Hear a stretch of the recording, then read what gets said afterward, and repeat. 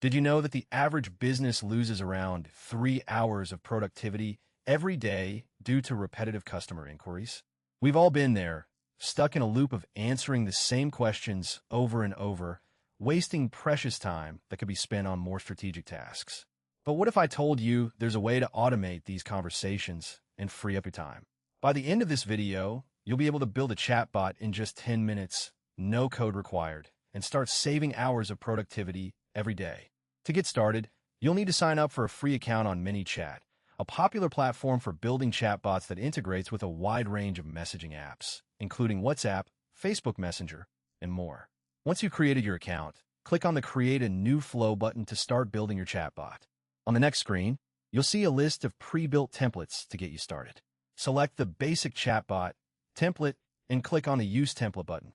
The ManyChat interface is user-friendly and easy to navigate, even